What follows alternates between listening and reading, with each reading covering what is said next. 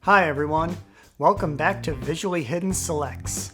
I'm Peter O'Brien, and today I would like to talk to you about Die Hard from 1988, directed by John McTiernan and starring Bruce Willis, Alan Rickman, Bonnie Bedelia, and Reginald VelJohnson. John McTiernan had most recently directed Predator the year before, and so Die Hard really kind of solidified his reputation as an action film director. This film is actually based on a book called Nothing Lasts Forever, written by Roderick Thorp, and that book is actually a sequel to another book called The Detective, which was made into a film in 1968 starring Frank Sinatra. And as a result, they actually had to offer the part to Frank Sinatra, who at the time was around 70 years old. He gracefully declined, which opened the door for Bruce Willis to take on the role of John McClane. Of course, they did offer it to Arnold Schwarzenegger and Sylvester Stallone, and a ton of other actors who all turned it down, which actually caused Bruce Willis to receive quite a significant payday for this film. He got $5 million to star in this movie, and he had only made one prior film to this called Blind Date the year before. Other than that, he was really a television star. He was on a show called Moonlighting, and he had done a lot of guest appearances on other programs up to that point. So Die Hard was really his big break and really launched his film and action career. The basic premise for the film is Bruce Willis plays John McClane, a New York police detective who is visiting his estranged wife and children for the holidays in Los Angeles.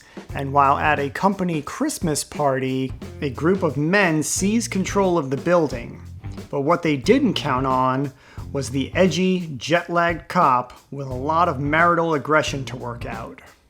I think one of the things that really makes Die Hard stand out from the pack of action movies, especially from the 1980s, is that he is a toned-down action hero, and I mean that physically. He is not a big, bulky dude. Yes, he is fit, he is athletic, and his status as a cop really kind of grounds him in a more everyman world as opposed to the big action heroes like Rambo. And at the same time, he is a very flawed character, which also just helps the audience relate to him. He is not perfect, and he is not invincible. Even though he does die hard, he is not invincible. So this is just a great character to hang a film on.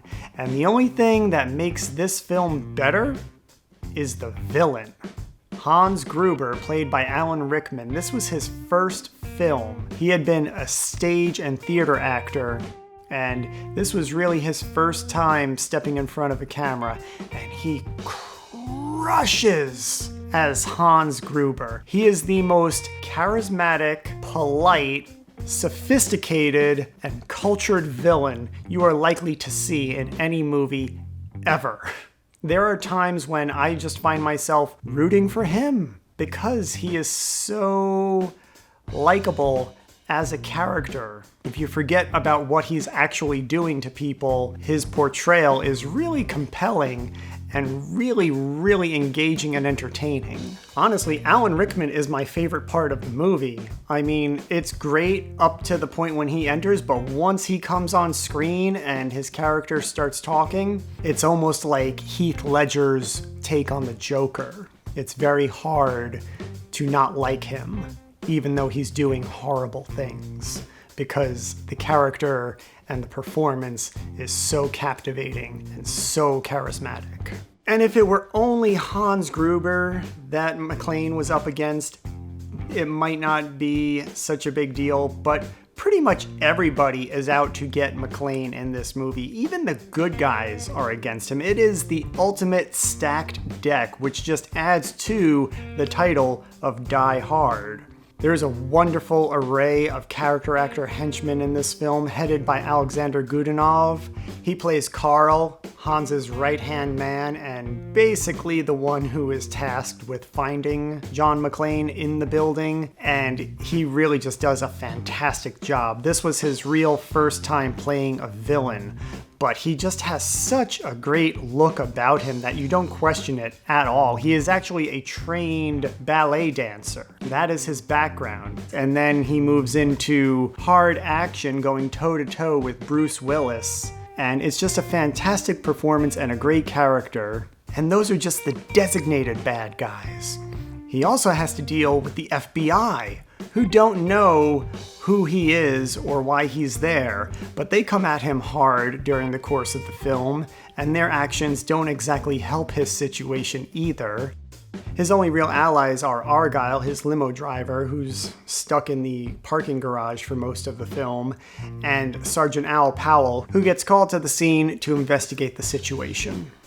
But the real heart of this film is McClane's relationship with his wife Holly. That is the catalyst for the story, that is his motivation throughout the story, and really, it's an extraordinary dynamic that they share. They are, in fact, equals. They are both very intelligent, they are both very accomplished and successful, they are both very stubborn, and I think while they are clearly equals, they do not see each other that way at the beginning of the film. And that's also a part of the journey and experience for the character of McClane. Holly is a very strong and successful and independent woman.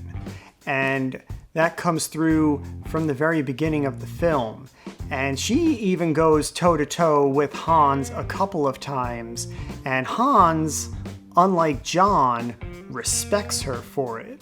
And I think that says a lot about all of their characters. This entire film was pretty much shot at Fox Plaza, which was a brand new office building for 20th Century Fox. And the building itself really becomes a character in the film as well.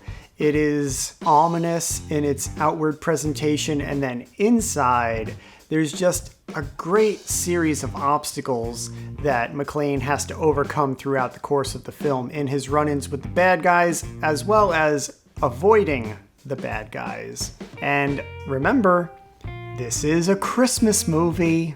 You're not going to get a stronger argument from anyone about it. This is a Christmas movie. It takes place on Christmas Eve. The setting is at a Christmas party. The guy is fighting off greed and commercialism. He is fighting for his family.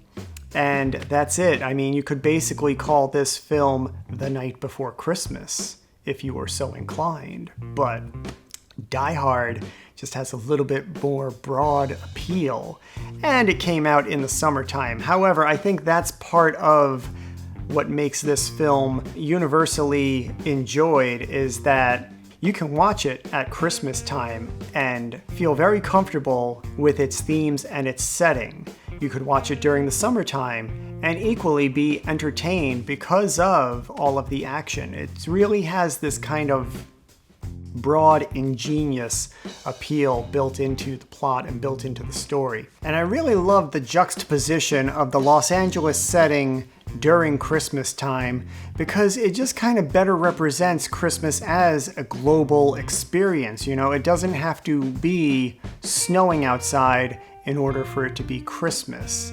And I think that's where some people kind of get hung up on the whole winter setting of a holiday film at Christmas time, because again, it just makes it more of an alternative Christmas film. So that's it for Die Hard. I really hope you like this recommendation, and please, if you haven't already, subscribe so you don't miss any future recommendations. If you do check out Die Hard, please leave us a comment and let us know what you think of the film. We will be discussing it at length on the next Visually Hidden Selects podcast, so be sure to tune into that. And until next time, see ya!